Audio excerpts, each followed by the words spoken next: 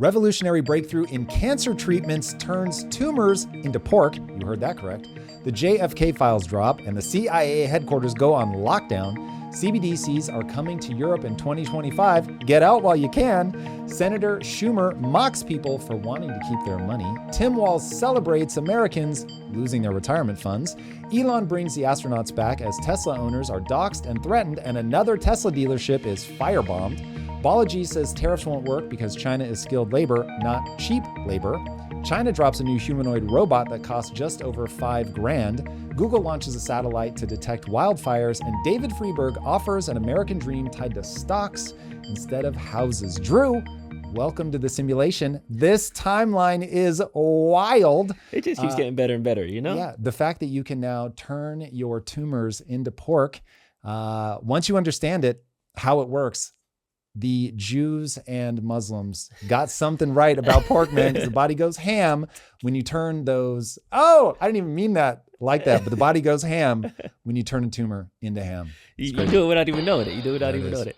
All right, jump right to it. We got to talk about the elephant in the room. The JFK files were released, and shortly this morning, the CIA headquarters was attacked. So this is a developing story. We don't have quite all the information. We don't know that they're related, but the headline goes, gunman opens fire outside of CIA headquarters in Virginia, heavy police deployed. I would be so surprised if these have anything to do with each other. This feels like somebody unhinged, but is it possible that in their unhinged mind that the CIA is leaking secrets, or are they mad because they think that the documents prove that the CIA was in on it? They're trying to take them out. I don't know. This is pure speculation at this point, but honestly, the files so far seem to be a nothing burger. Now there's 80,000 pages, so it is entirely possible that as the internet sleuths do what internet sleuths do, that we will find that there really are a bunch of dots that you can connect that show something. But so far, it's not been very interesting. Even AI reading everything that everybody's saying on X is like, meh, like there's really not anything new.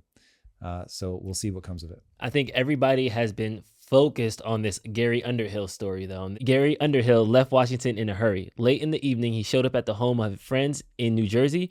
He was very agitated. A small clique within the CIA was responsible for the assassination, he confided, and he was afraid for his life and probably would have to leave the country. Less than 6 months later, Underhill was found shot to death in his Washington apartment. The coroner ruled it suicide. So while, yes, the CIA isn't the smoking gun, seeing this happen and people going viral with this on X, and then the gunman going outside the CIA headquarters, shooting up in the air, almost like a "I'm coming for you" type thing. I do have my tinfoil hat on. Yeah, yes, this is hard tinfoil hat. I'll be interested to see. My whole thing with this is something is sus. When Trump first got into office, as he relayed it, somebody came to him, and I don't remember who, but they said, listen, if you know what I know about what's in those files, you wouldn't want to release it either. And so they ended up not releasing it. And the fact that you can release it to the public and look, limited amount of time, but people have not found anything in it yet. I'm like, okay, was that guy BSing and he just was being lazy and didn't know it was in the files? And so there's just this perpetual motion inside the government to want to hide. Or have they pulled things out of the documentation? And so they know the smoking gun, they went in, they deleted the life out of it. There were a lot of rumors going around that when Kash Patel got appointed, that people were just burning and deleting things as fast as they could. So it's possible that whatever there was in there that was damning enough that guy went to Trump and said, if you knew what I knew, you wouldn't release these. That's just been pulled out, but that is with tin hat firmly in place. Yeah, we'll keep going through it. There's a whole lot of files, so I'm sure this story is going to keep developing as time goes on. Stuck astronauts Suni William and Butch Wilmore return to Earth after 9 months in space after SpaceX splashdown in Cape Canaveral, Florida. This is incredible in two lanes. Incredible, number one, that you could reach out to a guy and be like, hey, we've got some astronauts stranded in outer space. And he's like, say less, fam, I got you. And launches a rocket that docks with, this footage I have seen, it looks so fake. I get why people are like, there's no way this is real. This is real. And the fact that we were able to do that with a private company is absolutely incredible. Now, Elon's gone way out of his way to say that this was a SpaceX NASA collaboration. So, hey, word. Full credit, whatever NASA's role was in this, I love it the most. But it really is incredible that we were able to do this. Now, it's incredible in the other sense of lacking credibility that Biden, or the Biden administration, maybe is a better way to say it, was so focused on the politics of not wanting a guy who supports Trump to grab these people that it ended up stranding them for months and months in space. That is really grotesque. Now, that's in keeping with what I know about man as political animal. So every politician is going to do this. But given that this one was a Biden administration play, point fingers where fingers are due, that's nasty. I hate everything about that. They were supposed to be out there for 6 days. That trip turned into 9 months. That's insane. Being in space that long is not good for you. So first of all, you have an increased exposure to radiation. Second, there's all kinds of weird things that are happening to your body, the way that the fluids like are forced out of the eye or drift out of the eye. Like there's weird things that can happen there. Your spine begins to expand because there's no gravitational force on you. When you come back to Earth, that can create a problem. You start losing bone density. So it isn't like just an inconvenience to these people. It is potential that this will have long-term consequences. It's my understanding that you don't want to leave people in outer space for, I think 3 months is like the sweet spot. So you start going north of 3 months and it starts being problematic. So again, for this to be a political play is super lame. Both sides do super lame things. So I don't want this to be a beat up on one side versus the other. What I would love to see is for America to rally together and say, this is dumb. We don't want to see things like that be turned into politics. So that means that when it's your team, you have to be the one to pump the brakes. So if you're on Team Trump, pump the brakes when he's doing dumb shit. If you're on the left, you got to pump the brakes when your side is doing the dumb shit. Like we really, really, as a nation, I forget who said this, make America moral again. I loved that. So yeah, I would love to see that. Doing things like this for political points is super lame. Super lame. In other Elon news, Tim Waltz wanted to dunk on Tesla stock. He was speaking to a crowd yesterday, and he shared his idea of a pick-me-up. Saying on my phone, I don't know, some of you know this on the iPhone, they've got that little stock app. I added Tesla to it to give me a little boost during the day. 225 and dropping. It is my understanding that Tim Walz actually bragged about not owning any stocks. This is somebody who does not understand how money works, and this really grosses me out. This is somebody who hates Elon Musk and his politics so badly that he would rather see him lose phantom net worth, because keep in mind, this is just Elon is wealthy because he owns stocks that the world says are valuable, but that is a world who has already bought those stocks. And they're just saying if he were to sell the remaining stocks that he has at the price that people are willing to pay right now, then he would get rich. It's all make believe.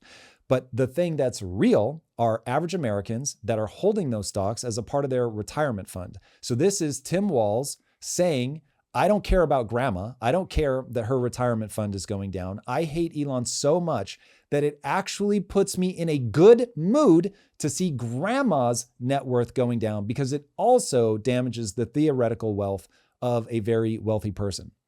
That is so grotesque. Now, I can say, okay, he just doesn't understand the way that all of this works. And so he's not thinking about the fact that is a baseball bat to grandma far more than it's a baseball bat to Elon Musk. Elon Musk is going to be just fine. Grandma is not. So when you have a very small number of stocks making up the vast majority of the gains in the stock market, and Tesla is one of the biggest success stories of the last 25 years, and not understanding who is actually benefiting from that, it is a whole lot of average Americans who we finally got to invest money in the stock market through their retirement accounts and investment portfolios that are managed by other people. These are not people who are saying, I support Elon Musk and his politics. These are just people who are like, hey, because you print money, I have no option but to own assets. Otherwise, my savings will get absolutely eroded. And he is celebrating, and a whole audience is cheering for that reality. That kind of financial illiteracy at the level that he's at is unacceptable. It's nasty because I can understand if it was just jokes, but it's now starting to creep into actual results. And that takes us to the DogeQ website that was actually... DogeQuest, I think? DogeQ.st was literally listing supercharger locations, Tesla dealerships, and the cursor, if you would scroll through, it actually had a Molotov cocktail. And that led to Again, these might be completely unrelated incidents, but then now we're seeing people set fire to a Las Vegas dealership. So we're seeing this political jargon and we don't like this guy, let's dunk on him, turning into actual acts of terror. Like, this is scary. It shouldn't be okay for average citizens to go around and start bombing Tesla dealerships or Ford dealerships or whoever, pickup trucks. Like, nobody should be bombing dealerships. Like, that shouldn't be the end goal. Agreed. No. This is people who do not understand that when you are doxing and terrorizing the average American who owns a Tesla because it's an exceptional car, that people were pressing Americans to go green, to get rid of their gas guzzling traditional engine cars and to get something that was more green and better for the planet. And so a whole bunch of people did it. And now those same people are put on a list and told, if you don't sell your Tesla, then you're going to be doxxed. And to your point, the cursor being a Molotov cocktail, obviously encouraging people to commit acts of violence, which they are actually doing. So this is a grotesque attempt to make a political statement, which I'm all for, in a non-violent manner, when you're taking out on the people that you want to see them change their behavior. So if you don't like what Elon Musk is doing with Doge, I love that. I want you to speak up and I want you to give people what you believe to be the right angle to look at this, the right way that we should be looking at government spending, and whatever you believe to be true. I'm all for that. Even if you just are trying to propagandize people and sway them, freedom of speech says that you have every right to do that. I'm all for that.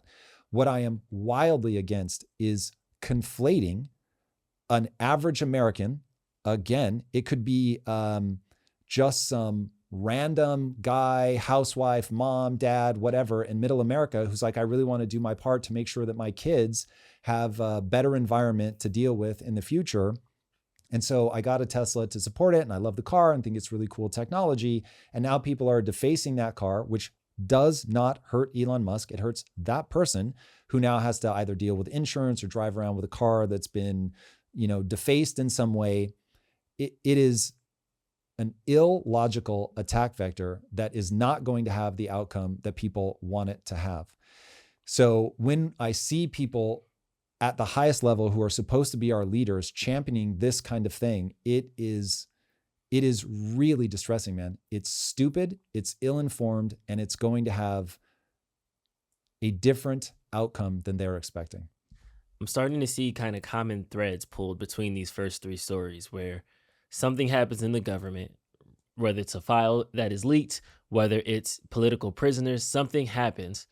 And then now the public reacts, like the little man ends up getting the grunt, like ends up getting hurt, Yes.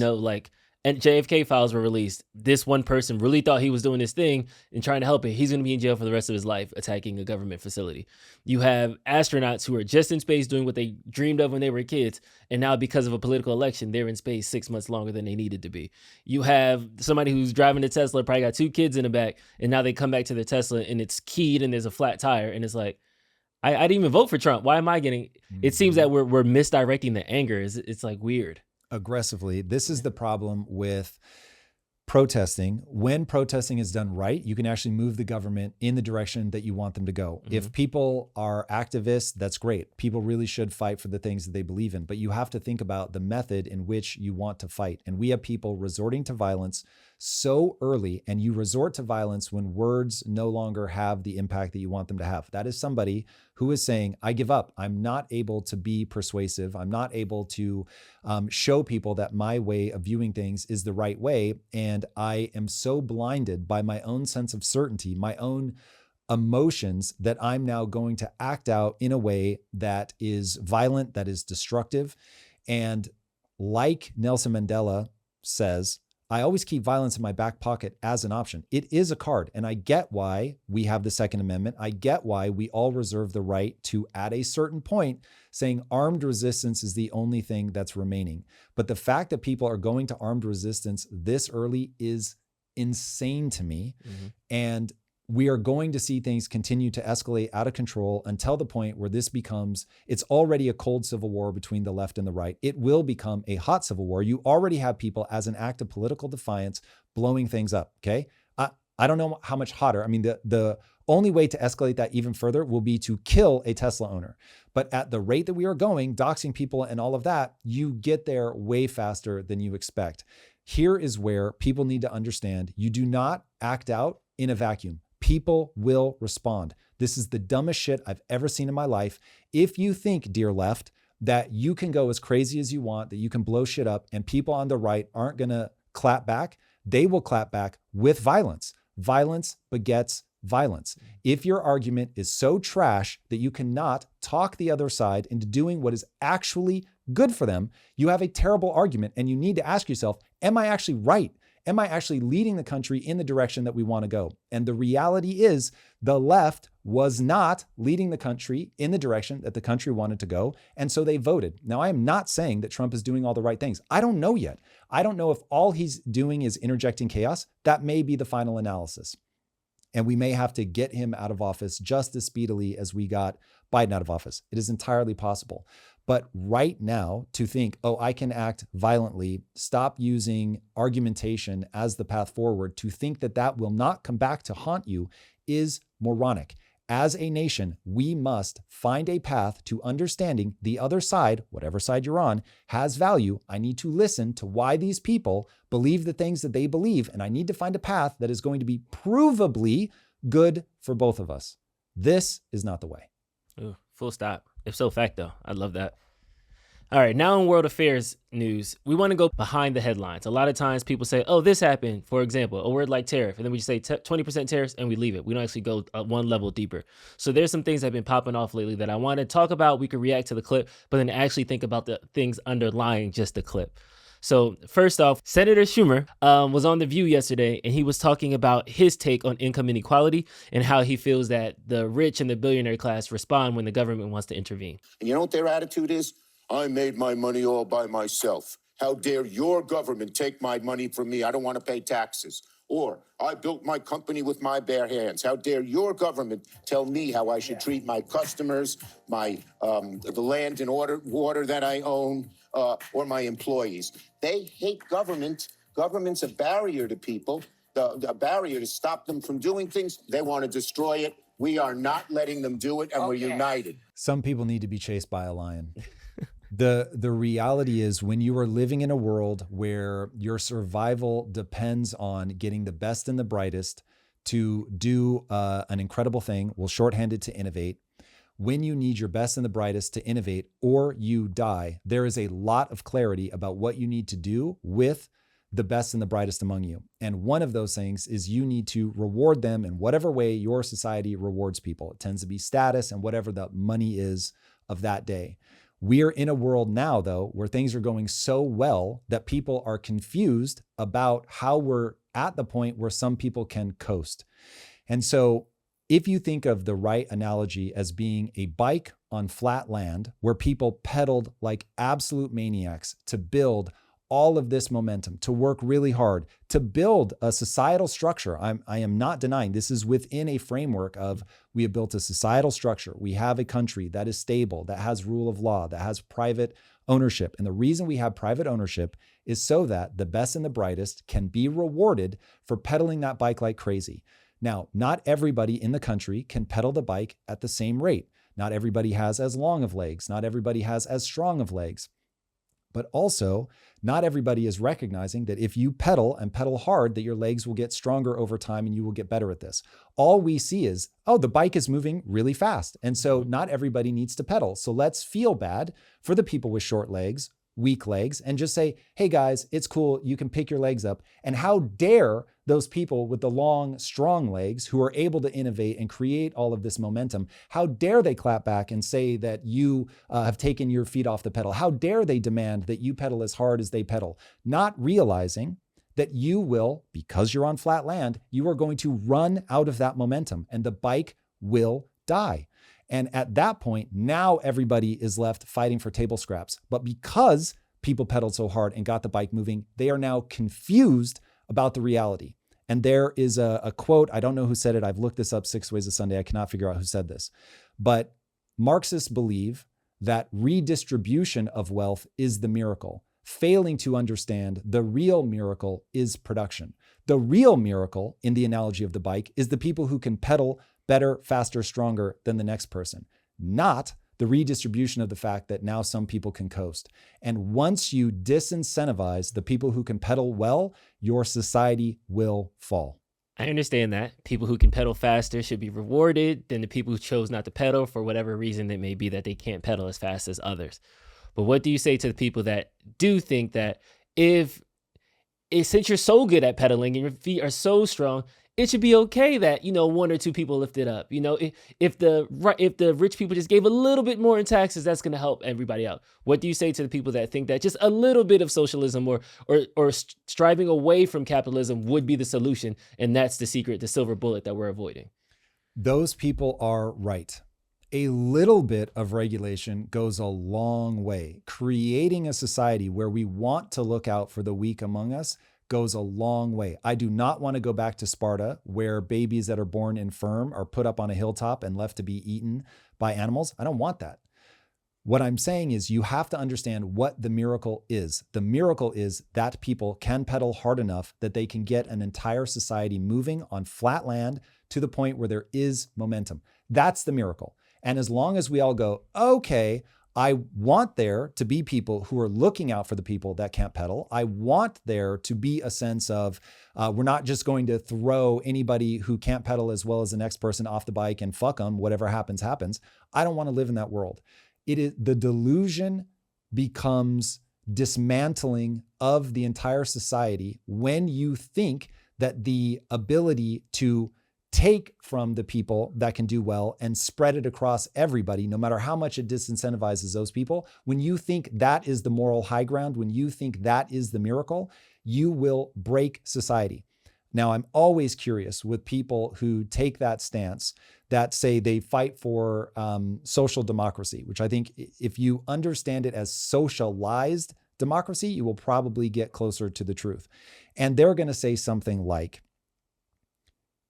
you really have to make sure that you're looking out for the little guy. You've got to make sure that those people are taken care of, because it is absolutely immoral to let these people that are making money outpace people so tremendously. So I don't care how much they whine and complain. This goes back to Schumer's quote. I don't care. That's grotesque for them to want to reap the benefits of their setup. You've got to be able to spread this across everybody. They don't understand that whenever this is tested, you end up getting on this accelerating slope because the people who are pedaling are going to complain. It's the architecture of the human mind. They're going to say, wait a second, that's not fair. Why are you taking from me and giving to everybody else? Which again, you do want to do a little bit. You do want to put a framework in place where the strong cannot group up and make sure that all the weak get kicked off the bike. However, as you begin going down that path, they start complaining and you say, Drew, listen, we're going to have to kill that one guy. Let's just call him Elon. He's way too successful. He's made way too much money. It's just too far. And so given that he's complaining and he won't be compliant, let's just kill him. And then you get somebody like me who goes, well, hold on a second. That's horrible. I hate that. And so then people are like, okay, hold on. I don't want to kill any more people than I have to, Drew. But now Tom is creating a problem for me. And so I'm going to have to kill him as well. If you think that I'm being facetious, that I'm exaggerating, that this is hyperbole, read about Stalin's Russia and Mao's China. In Mao's China, you had people going, hey, wait a second. Since you've socialized everything, and they were just saying this out loud, we're going to first go to socialism. Socialism will lead to communism. Communism is a utopia. That has not become like a distortion of what they said. That's actually what they were saying. And so people were raising their hand going, guys, actually, since you've socialized all this, the crops are yielding less. And then they beat those people to death. Not figuratively, they actually beat them to death. They killed them. And then the next person would be like, guys, wait, hold on. People are now starving to death. And it's like, oh God, that's really inconvenient. So we're going to need to kill that guy who's complaining.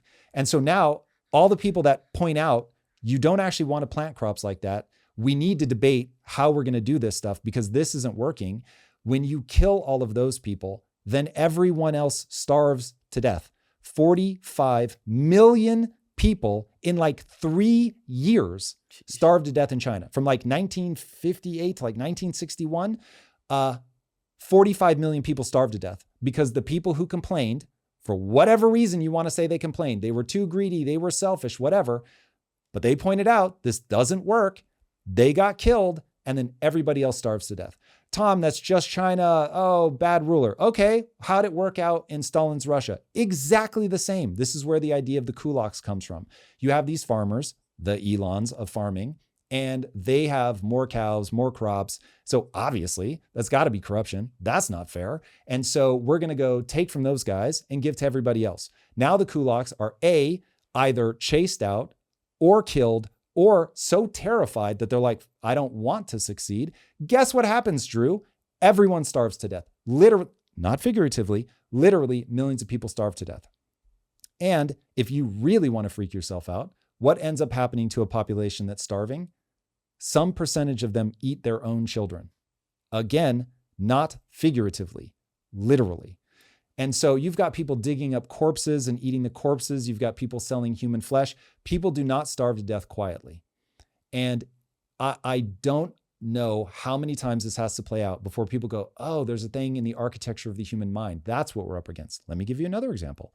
There was a test done by, I believe it was a college professor, who said, all of your grades are going to be socialized. So whatever the average grade is, that's what everybody gets. And very rapidly, everyone began getting Fs because the people that were pulling the upper end were like, well, this is stupid. I'm just going to get drugged to the middle. There's no way for me to reap the benefits of my own fruit. And so I'm going to stop pedaling as hard. And then other people were like, oh, well, I'm just going to take advantage of the people that are better at pedaling than me, but those people are starting to give up. And so now they just slide until it feels completely hopeless and everybody's getting an F. You are up against the way the human mind works. You are never going to win with socialism. Now, democratic socialism, if you can get that just right, maybe, but you need look no farther than Europe to realize, compared to the US, they get their asses handed to them at the level of innovation.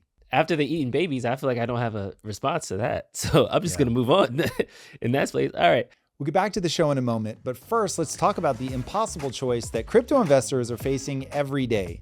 You either keep your crypto in a secure retirement account with contribution limits and restrictions, or you trade freely on exchanges and run some risk that your assets all vanish. iTrust Capital's premium custody accounts finally eliminate this impossible choice. Premium custody accounts utilize a closed-loop system that prevents hackers from draining compromised accounts. Your assets are never leveraged, never loaned out, and never mixed with business operations. Unlike crypto IRAs, premium custody accounts have no annual contribution limits. You can buy and sell crypto 24/7 with complete freedom. Yes, transactions are taxable, but the unmatched security and control you get in return is worth it. Visit itrustcapital.com/impact and use code IMPACT when you sign up to fund your account to get a $100 bonus. Again, that's itrustcapital.com/impact and be sure to use code IMPACT. This is a paid advertisement, and now back to the show. Let's go to the next thing that freaks people out.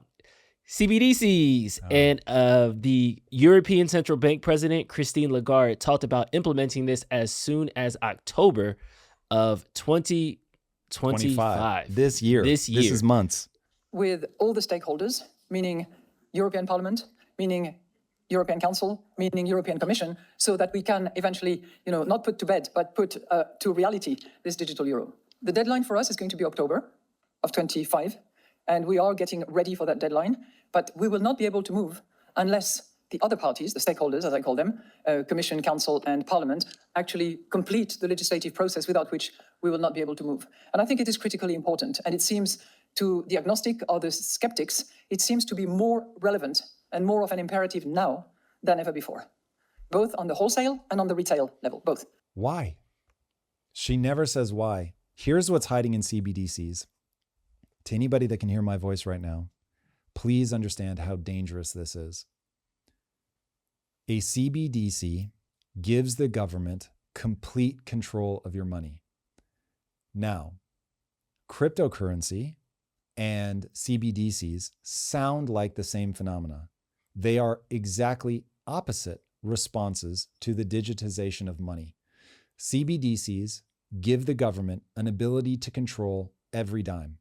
If I go to the bank right now and I say, I would like to withdraw $10,000, they will ask me why.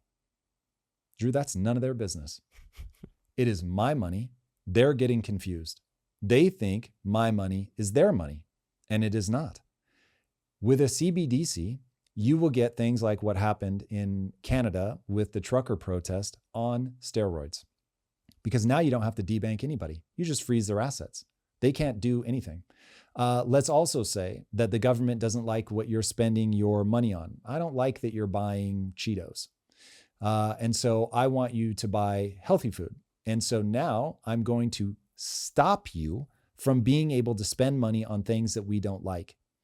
This is the only reason to go to a CBDC. Otherwise, you would take the other end of the spectrum, which is crypto, and saying, oh, digital money's amazing because now it moves around effortlessly, 24/7, 365. You have complete and total control of your money. Can't do illegal things. That's still illegal. We already have laws against that. Just like I can spend cash on whatever I want, which is why the government has instituted policies where they're forcing banks to ask me what I plan to do with that money. But the reality is, if you don't want me to buy drugs, you're going to have to police it at the level of the drugs because it's my money. That's not the attack vector that anybody, anywhere on planet Earth should stand for. The government works for you. You do not work for the government. The government is there to make your life better. And when you give a small number of people the ability to say, I like or don't like the way you think or act, and I'm going to respond by controlling your money, you're letting your own government practice economic warfare on you in the way that the US government does on Russia. Here is what's happening behind the scenes. The governments go, ooh, this economic warfare stuff works, and it works really well. Let's use it to control our own people. Highest predictive validity for looking at the government is to understand that they want to achieve and maintain power. Period. End of story. That is that thing as an organism. And when you give them control of the flow of your money, you are giving them control over your entire life. Okay, I understand. I feel like you gave me the bookend of it and you gave me the setup of it. Is there any nuance in the middle that would say that a CBDC can potentially help because the government can do direct deposit or like auto tax returns? I'm trying to think of, there has to be some other way of CBDCs being positive. It's called digital currencies, just not central bank digital currencies. So right now you have things like Tether. There's a bunch of stable coins. Stable coins, yay! We want America to create an environment where there are stable coins that are backed with one-to-one, let's even say US treasuries. So that you say, all right, you gave this stable coin $1,000, whatever. And you know that $1,000, so that you can now send transactions on Venmo, wherever the hell you want, frictionless. You want to know that they're never going to do anything with that money that has any real risk whatsoever. So they're going to hold a one-to-one $1,000 in this case in US treasuries. And while nothing is guaranteed because the US could default, it is called the risk-free rate of return to own a treasury for a reason. So it's as close to risk-free as you're going to get. So there's a one-to-one storage of that, which you don't get in a bank, by the way. Yeah. So in that sense, a stable coin is more powerful from a risk mitigation standpoint than a bank.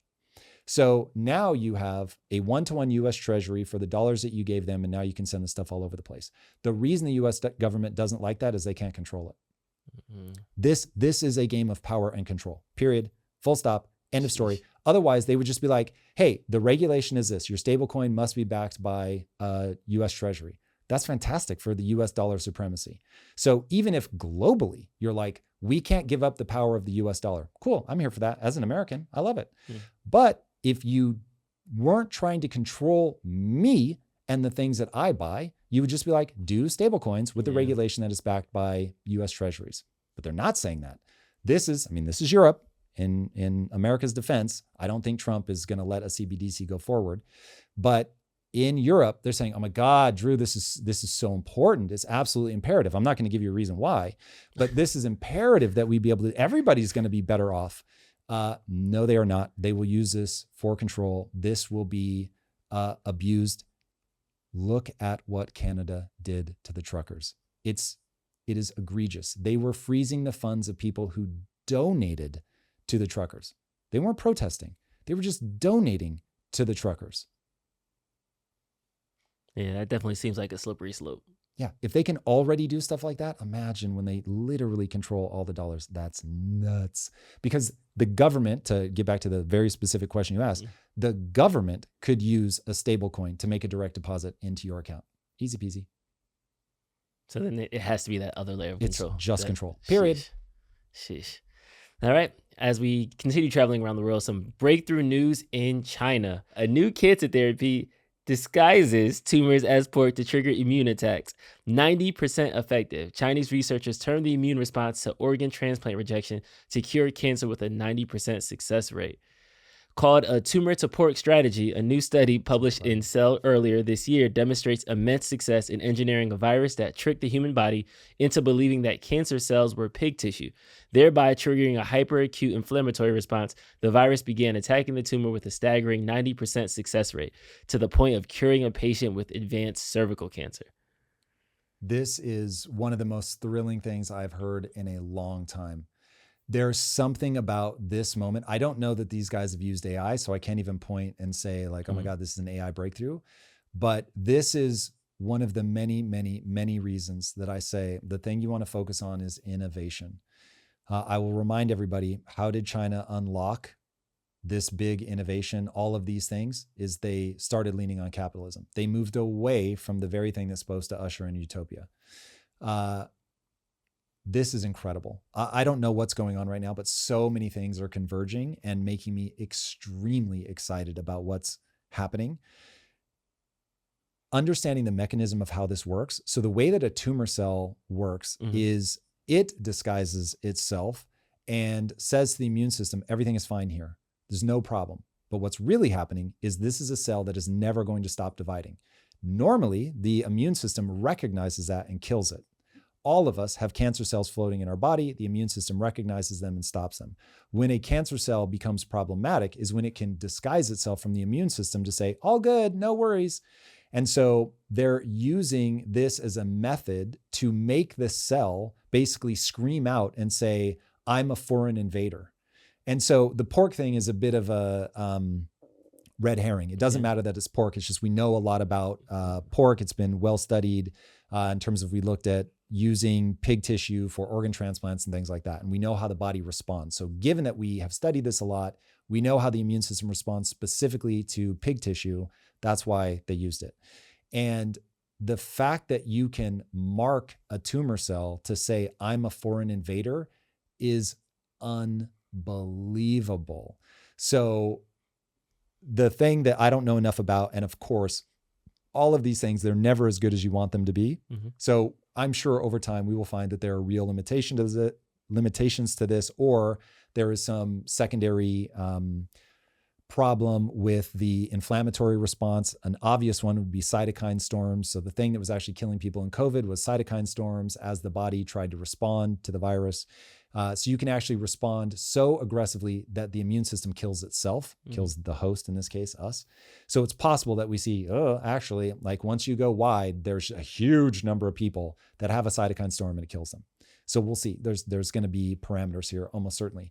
But man, what an incredible breakthrough to see them be able to identify that tissue, tag it, and then the immune system leveraging a virus in a way that I don't fully understand, because I think it's technically the virus that's going in and attacking the cancer cell. It's not the immune system itself.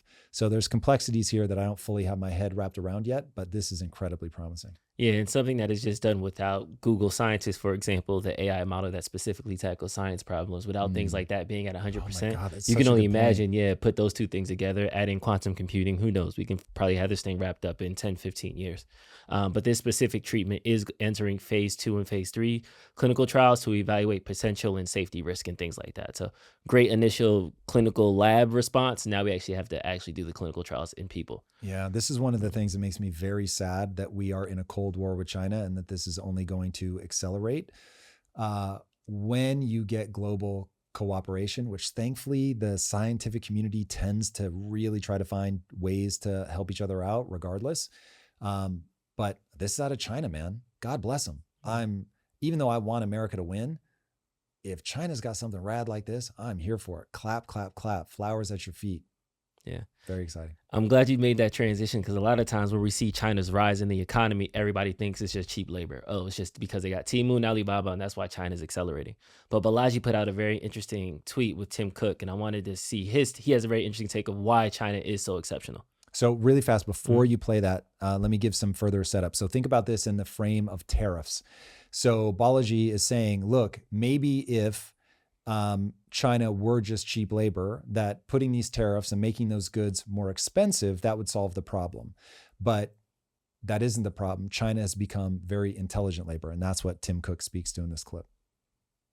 There's a confusion about China, and let me at least give you my opinion. The popular conception is that companies come to China because of low labor cost. I'm not sure what part of China they go to, but the truth is China stopped being the low labor cost country many years ago. The reason is because of the skill, the quantity of skill in one location, and the type of skill it is. Like the products we do require really advanced tooling, and the precision that you have to have in tooling and working with the materials that we do are state of the art. And the tooling skill is very deep here. You know, in the US, you could have a meeting of tooling engineers and I'm not sure we could fill the room. In China, you could fill multiple football fields. It's that vocational expertise is very deep. As somebody who wants to bring manufacturing back, how do you think we juxtapose those two things of it's not just cheap labor, we might have a education gap or a skill gap as well that we need to fill? I don't care if China is the world's smartest people and America is a nation of dummies. You cannot go to war with an adversary that controls your manufacturing. Full stop. People are not paying attention, or they're not being sincere about where we are with China. We are in a position where your modern way of life, AI chip manufacturing, is basically entirely out of Taiwan. China has made it abundantly clear that they plan to reunify with Taiwan at some point. Now you're putting yourself in the reverse position. Right now, we can choke China off from having access to advanced chips. You're putting yourself in a position, which you already saw in COVID, where China can choke you off from a lot of different goods. And we are saying, during globalism, the period of globalism, we made China more powerful, that they became the skilled labor, not because they are smarter than us. They became the skilled labor because the whole world was pouring into them from a manufacturing standpoint. China relaxed their restrictions on people being able to get rich. People started innovating as a way to generate personal wealth. They made all these incredible innovations, trained the life out of their people. And now we're saying, well, we've lost that race, and so we're not even going to compete. That is the most absurd reaction to this moment in history I've ever heard in my life. You've got to understand, you are a competitor with China. The age of everybody gets along globalism, first of all, was always a myth. China was using it as a way to get stronger. You have to understand their whole thing about the 100 years of humiliation. We're never going to let it happen again. They see a world order dominated by China in the future. God bless them. I see a world in which America dominates the world order. So I understand, but you have to be realistic about the situation that you are in when you cannot manufacture. Part of the American ethos of who we are is predicated on the story that we told ourselves about World War II, that Japan dropped bombs on Pearl Harbor and then said, I think we may have awoken a sleeping giant. And then we out-manufactured everybody. And our ability to turn on that manufacturing machine and make it a military weapon was absolutely incredible. And obviously, we're not speaking German or Japanese because of that fact. We are no longer that America. We no longer have that ability. And I love Balaji to death. Balaji is brilliant. And thank God I'm able to look at the world through his eyes. But the reality is Balaji doesn't live in America. And I don't know if he's intentionally blinding himself to this. I don't know. But the reality is we must address the fact that we are in a Cold War with China that is going to escalate, that there hopefully never, ever, ever do we get to a hot war, but it's certainly a possibility. And we must plan for that possibility now. So that's why you think Trump's motivation to bring tariffs, bring manufacturing back, it's to build our own, to build our own supply of goods and services so we don't need to rely on another country? Or do you think it's more military and defense based? Trump is a very complicated figure. And anytime anybody asks me to read the mind of Trump, I'll do it. But, okay, Trump is complicated. I don't know that what Trump is doing is going to work. Balaji may be right about tariffs, that tariffs are just going to brutalize the economy. What I'm saying against Balaji's take on the tariffs is that you can't throw your hands up and say, well, China's already won the race. This is about them being far more advanced in their ability to manufacture. What I'm saying is whether tariffs end up being the play or not, we must find a path to bringing some, not all, manufacturing back to the US. You want to friendshore or onshore the things that are critical. And you cannot, unfortunately, much to my dismay, you cannot look at China as a friendly place to leave these critical things. Long term, do you think that this is something that the tide is going to turn? Because I feel like in the 90s, everybody loved globalism. So do you think in a couple of years, we're going to start to realize like, oh, wait, back to isolation, like we should be 100. We're already in an isolationist move. Look at business. Business answers this question. Everything bundles and unbundles over and over like an accordion. And what ends up happening is you realize, oh, everything's centralized. Let's unbundle this stuff, give people more choice, build a whole bunch of different companies like, oh my God, like there's so much choice. Then, and that's better for the consumer. And then it starts getting so fractured that the consumer gets really annoyed. Think about how many different streaming services you subscribe to. And then people start going, I would actually rather you guys start bundling this up. And so then people start through acquisition, through partnerships, they start rebundling things. And then somebody's going to go, oh, this sucks. It's, bordering on monopolistic, and we start breaking it apart again. And it will just accordion like that. If you look back through history, same thing. You go globalist, then protectionist, globalist, then protectionist. It all comes down to basically, just to oversimplify, the GDP growth of your country. When GDP is growing, everybody's happy. When GDP is stagnant or shrinking, people start being protectionist.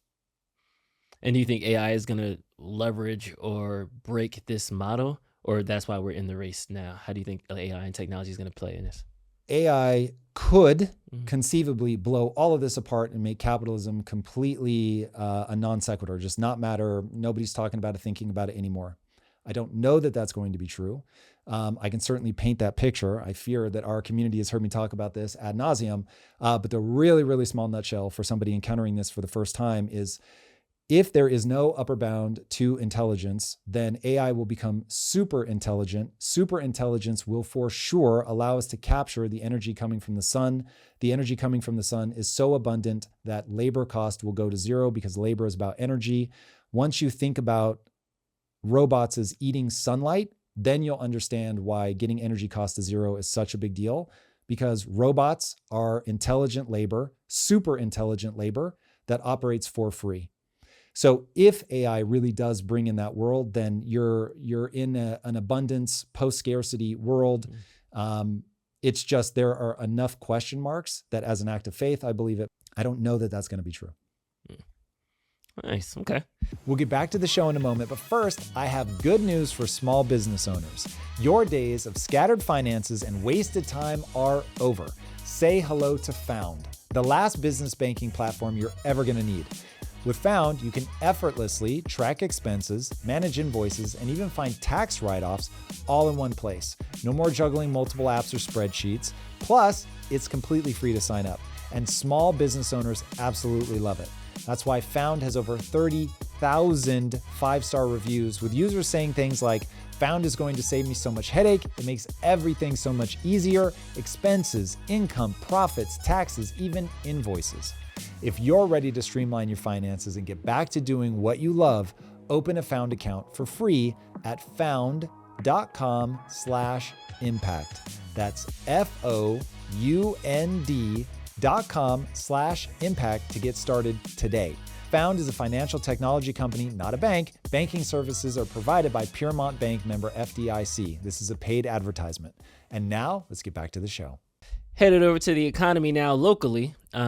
David Friedberg brought up an example of how the government and federal loans has driven up housing costs, and an alternative to how the middle class and Americans should think about growing their wealth over time. Today, just to give you guys some other statistics, 60% of a middle-class household's net worth is in their home. Only 10% of their net worth is in owning the S&P 500 in index funds or whatever in their retirement accounts. And so by creating this American dream around housing and allowing the federal government to provide loans on housing, we've increased the cost of housing. We've created a very destructive housing bubble in the sense that it has reduced people's exposure to participation in productive value creation. Yeah. And that's through the ownership of businesses. Instead, we've stored our net worth in a house. And in order to keep the economy and the social structure stable, we've created policies that allow the continuation of the growth in the value of houses, so people feel like their net worth is incrementing. And You're that's 100% right. And that's unfortunately right. very They restricted unnatural. making new housing, which makes it worse with the restrictions. He's right. But the part that he's not acknowledging is the brilliance of building the American dream around housing. What you are up against is the average person does not understand assets. They don't understand the stock market. You can't live in the stock market, but you can live in a house. And when you think about men and women coming together as a unit to build that American dream, women have this strong impulse to nest. And so you have, on the one hand, this is a place I can store my money that I can actually live inside, extremely practical. You also have the woman who's like, I want a nest. I want a place that's my own. I want a place that I can raise my children in, deep emotional attachment. And so now you're, as a pair, trying to make a decision where it's like, okay, where do we put our money? Do we put it in this thing that we can live inside, that we can have a deep emotional attachment to, that our kids can grow up inside of? Or do we put it into a much higher yielding thing, but we cannot live inside of it? We're going to have to make short-term sacrifices for the long-term gain. And by the way, I don't really understand it. I don't know what it is. I don't know how it works. I don't want to learn about it. It's not very interesting to me at all. And it becomes very easy to see why when you propagandize people and you talk about own a home, American dream, work hard, save up, buy a house, raise a family, dude, it's emotionally intuitive. It is functionally intuitive in terms of I have this place that I can live. And on the other side, Friedberg uses a word that the vast majority of humanity, they just don't know what it means. When he says a productive asset, people don't know what that means. Like, what are you talking about? A house is productive. I can live in it. It keeps me warm, raise my kids. The stock market is not productive. But once you understand what he means is GDP growth, innovation, which is almost all that matters. From people feel good, they feel happy, money's flowing, there's velocity of capital, all that stuff. But the most important part, the thing that I think people really miss, is the importance of the ability to aggregate capital.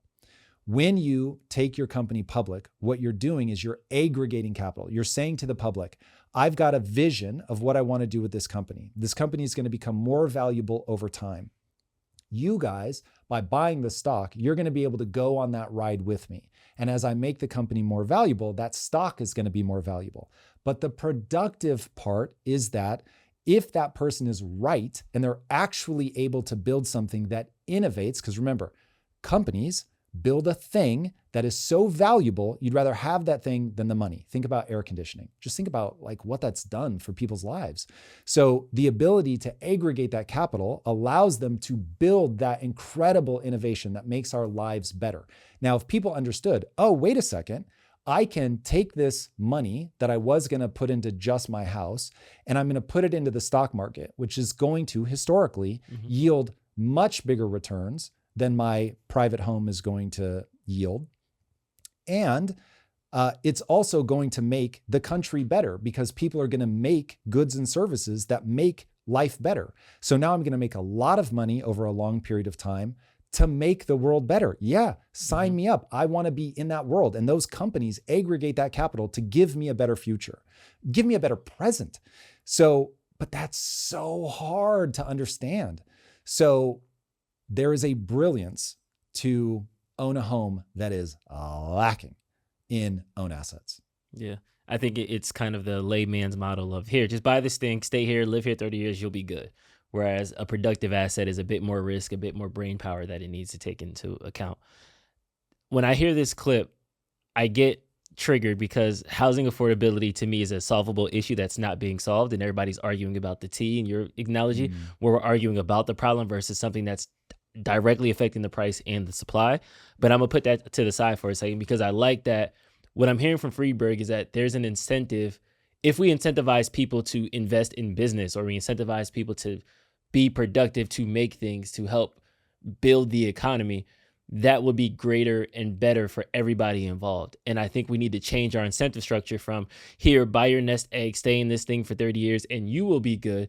And we need to figure out a way to incentivize people to say, if you invest in these companies, or if you are able to start a company, or if you do these XYZ things, you'll be able to build something that it now helps more people. And that's a better way for the country to operate in general.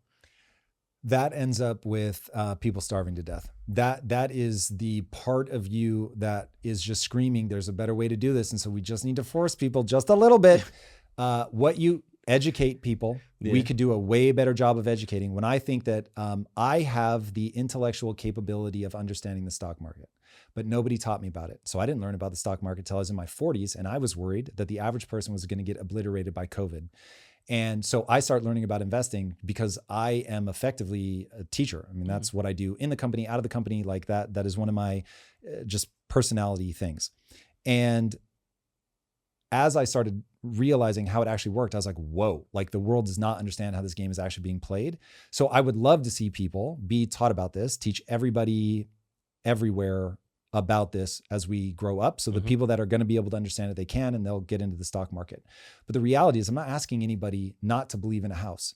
But what I want to do is remove the distortions, because the narrative has been about own a house. The government steps in and tries to make sure that a house is a good investment, because they're like, well, we kind of promised you that this was going to work.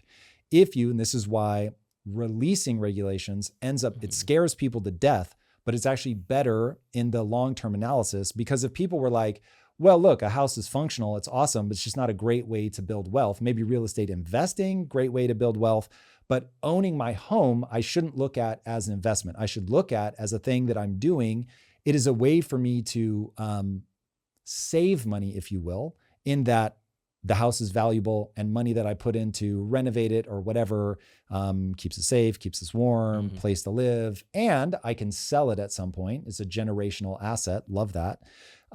But where you don't want to be in a position where you're keeping the supply limited because you promise people that the house is going to go up in value. And the only way you can guarantee that is by crushing the supply artificially. And so if you just let the market do what the market's going to do, people are going to start expanding. They're going to build houses in other places. That will keep the price lower for sure. So you're not going to see that it's just a no-brainer to go buy a house. But you let the market do what the market's going to do. And I don't see any way to remove all the downside for people and not create huge bubbles, which is exactly what we've done. And in the case of housing, just make it out of reach for massive swaths of humanity. Yeah, I hear that increasing housing supply is what solves the problem. And on basic economic terms, I think that would matter. But I think that there's a perversion in the market right now, especially with the invention of like Airbnb. We can see the same thing in like the used car market with the invention of Turo, whereas it's not a house problem. It's a people with multiple houses problem. And I'm not saying people should only have one house or whatever like that. Argue with yourselves. But there have been municipalities and places that we have seen.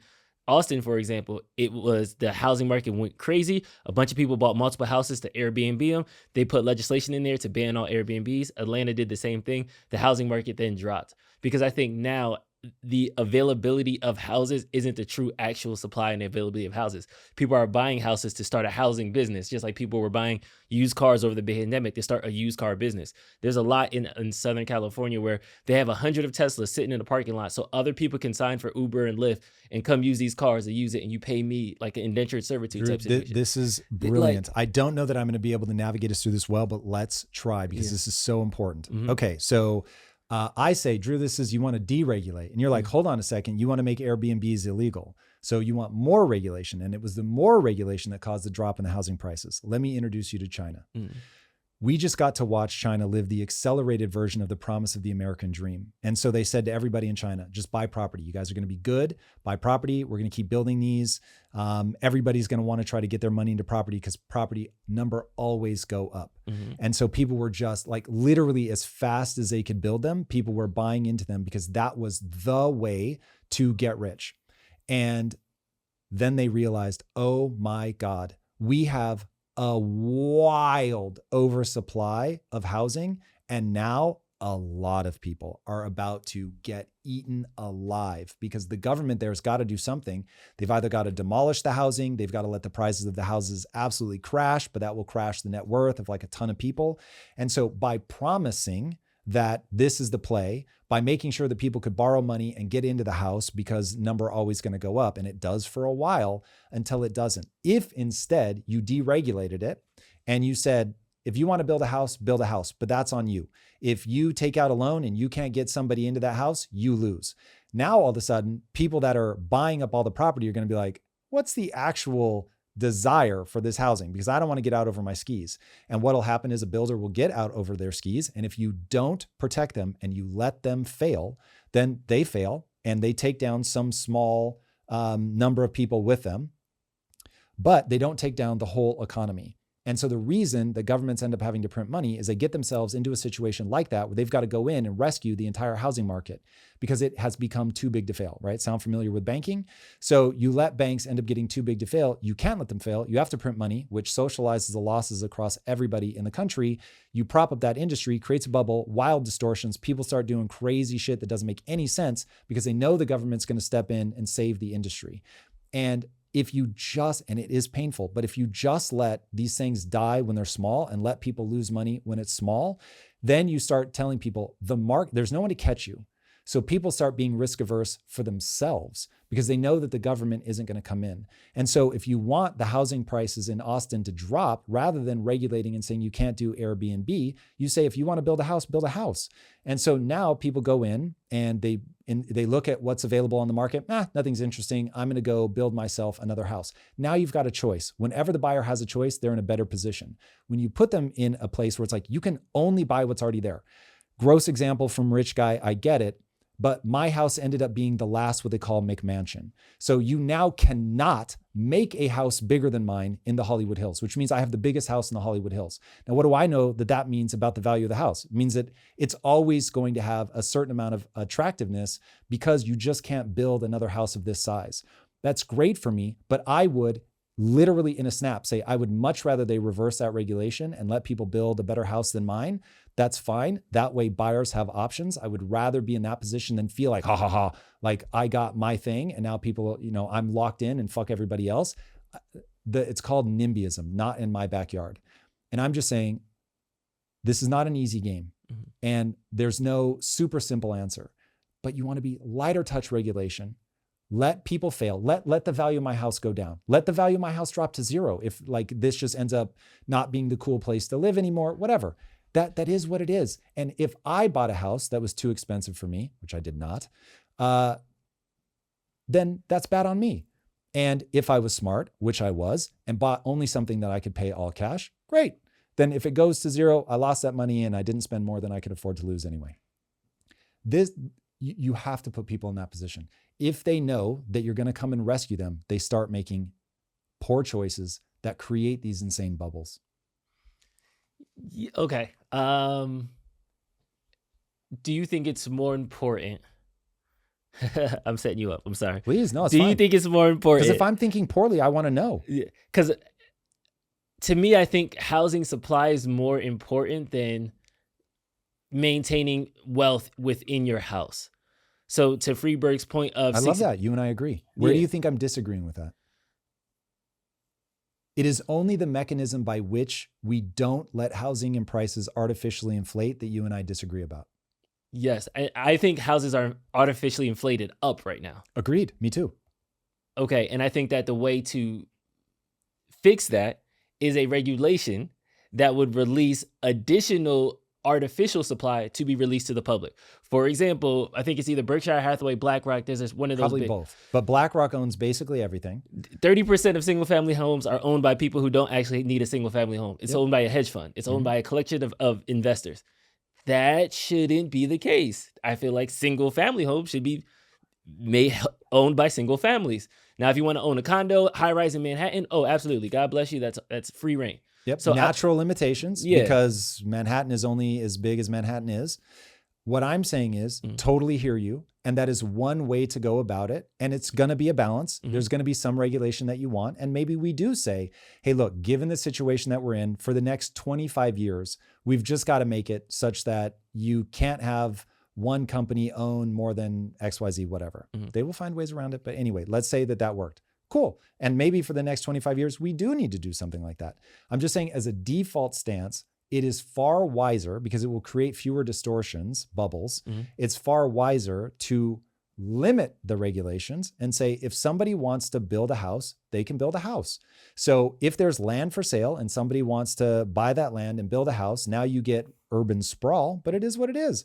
If people want their city to just keep expanding and there's land to expand into, let them expand into it. Because what happens to BlackRock is BlackRock goes, do I want to buy all these houses? Because I know if people don't like the supply, if the style of the house goes out of vogue, if the neighborhood goes out of vogue, if high-speed rails is brought in, if everybody's working virtually and then they can just build a house wherever they want, this might be a bad investment. So I'm going to hedge my bets. I'm not going to go all in on accumulating a bunch of single family properties. Maybe I dabble a little bit because regionally I feel like on Manhattan, like there's nowhere to go. So real estate in Manhattan's great. There's just nowhere to expand into and still be in Manhattan. And they'll naturally hedge their bets. But when you're like, oh man, the government's not going to let them keep building the houses that they want. The supply is going to be artificially driven down. We're super fucking savvy. We know how to play that game. We're going to go snatch everything up because you guys don't have anywhere to go. And because you don't have anywhere to go, as a buyer, you can only buy what's available. And very few people are going to be able to go out and build that next home. And so I'm just saying, hey, far better to put people in a position where if they're like, no, I want to build a house like just down the street and there aren't going to be a gazillion zoning requirements, I can just go build that house. And it's not going to take me 5 years. It's going to take me as rapidly as I can build it because people make this nice and easy because there aren't stupid regulations. And then people will build houses either because they're allowed to, or in cases where they are allowed to, but the complexities are just absurd, that they just don't because it's too big of a headache. The reason we bought this house instead of building a house was I was like, Jesus, it took them like 5 years to build this thing. I don't want to be building a house for 5 years. So, but if you could build a house in a year, which trust me is very possible, it's just all the regulations that make it too complicated, then I might have made a different decision. Okay. I think we're looking at it, but we're looking at it from different sides because I think it's the ability to buy is cool. And I'm like, yes, that will expand the number, but I think the total numbers already, I don't want to say I think we have enough houses, but I think if we cut certain people out of this market, let me say it this way. I think what you're saying is my way, Tom, will be faster. Yes. And that is probably correct. I would have to look at the problem more deeply, but let's assume that that's correct. That's what I'm saying. Look, this is going to take nuanced people to come in and really look at the problem. And if somebody said, look, we think for the next 25 years, we have to do this, all that shit is a slippery slope. You and I have different default positions. My default position is lighten regulations. Your default position is I know what the outcome is. And I think by tightening the screws here and here, we can get that outcome and it will happen fast. I get it. I'm just, from my base assumptions, that leads you down a slope of bigger government, more regulations. And I will assume every time somebody puts a regulation in place, they think it's going to yield a good outcome. But there are always second and third order consequences that are deranging. I have to give you that. There are second and third order consequences with everything. No solutions, just trade-offs, right? Yeah, truth. Shout out to Thomas Sowell. In robotics news, all right, I'm going to start with the foreigners. I'm going to start with the Chinese robotics because the U.S. made something and I'm excited about it. I get to brag. Let's go. U.S. got some innovation finally. But this new no-tex robot from China is 3 feet 7 inches tall and it weighs 44 pounds. The price starts at $5,500. To me, this is just a robot dog with legs. This entire video is him dancing and jumping up and down with kids. Yes. This is awesome. Dude, I was literally like, okay, how do I convince Lisa to get me one of these? Yeah. The only thing that stops me is I know if I wait 2 or 3 months, an even cooler one's are going to come out for even cheaper. But this thing is awesome. And it's running. It says scroll up because the NVIDIA Jetson is installed. Yeah. So you theoretically have like full blown, however many billions of parameters of a brain inside that thing. So what they're not showing you there is it should have a personality. I mean, literally it should be able to run ChatGPT. So whatever personality ChatGPT can have, that robot can have. So now you have an embodied thing walking around your house, talking to you. Dude, that is dope. If that thing could do the dishes, I'm not kidding. I would order it immediately. It just doesn't have hands. Yeah. So that was the weird thing. The no I was hands. like, we got a little ways to go. Yeah. But that's how you keep the price point to $5,500. Yeah, very true. And then domestically, Boston Dynamics, which I feel like they started this robotics game because they were one of the first like robot OGs back when they were doing the Black Mirror first came out and all those other things. Yes. So it's human great to like see that is. how far they've come along.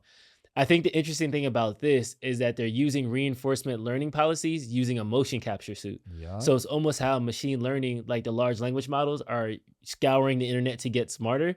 They're just having a person put the motion capture suit on and then putting that inside of the robots. But again, with every week, we just feel like the robots get cheaper and smarter. The gap is slowly closing. Yes. And look, people are going to be weirded out by this, but this is really incredible, man. This is just so cool. So yeah, you can replay this clip when the robots take over the world as to what a dumbass I was, but this is awesome. I like the breakdance and the cartwheels. So cool.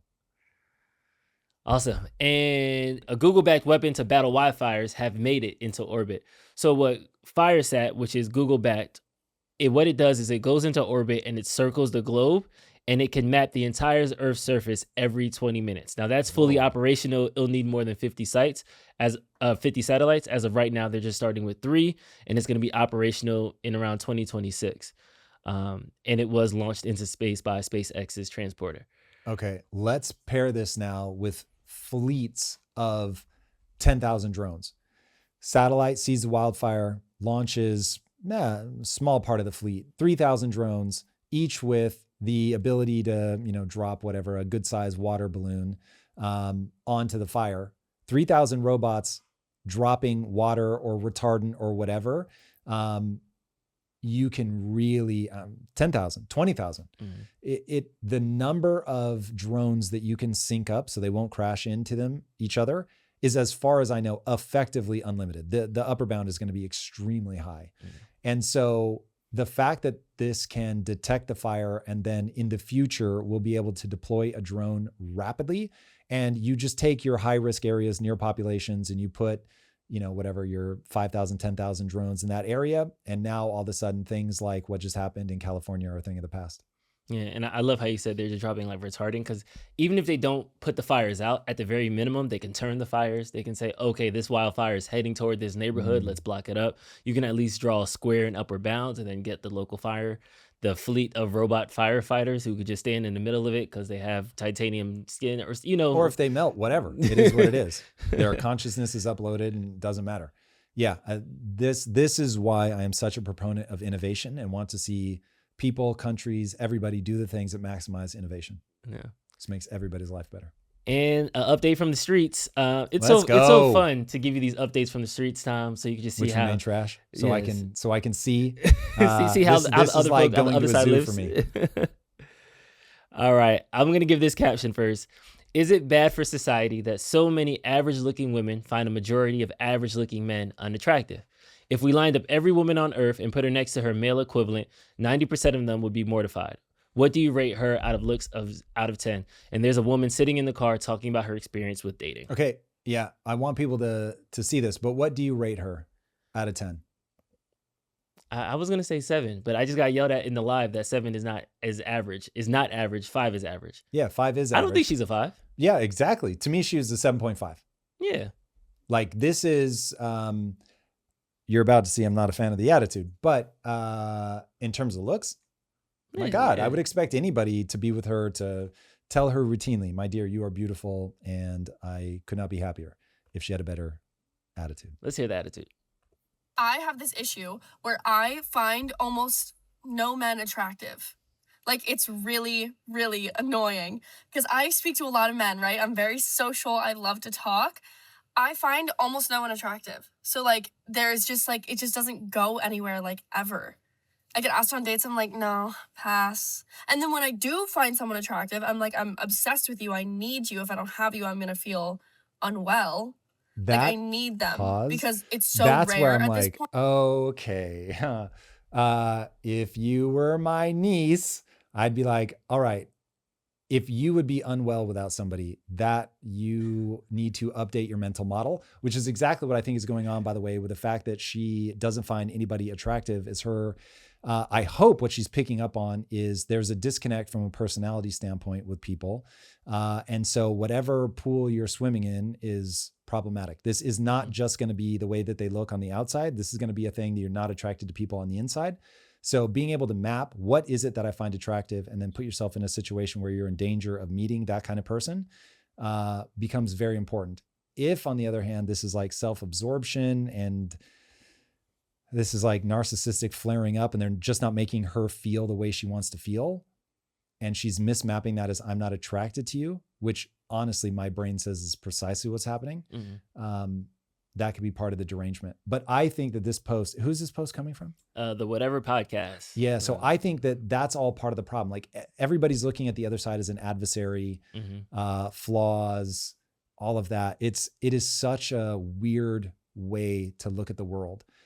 If I were going into the dating world now, I would start by saying, okay, what is it that I find interesting about this person? Because we live in a world where it's quick filtration of no's and the perpetual dopamine hit of the next person might be better. Not that the next person is better. The dopamine is a seeking molecule. It makes you want to seek. It isn't the molecule you get when you win. Dopamine is released the highest when you get a near miss in gambling. So knowing that dopamine is the near miss chemical that makes you go, oh, the next one's going to be amazing, I'd be like, okay, that's my brain messing with me. So I need to be smarter than that. What are things about this person that I find interesting enough to go a layer deeper?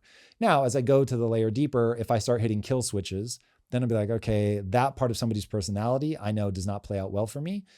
So I'm going to move on to the next. But if I found myself saying, no, then I'd be like, okay, I may need to push this like deeper and deeper and deeper to find reasons to like be around somebody.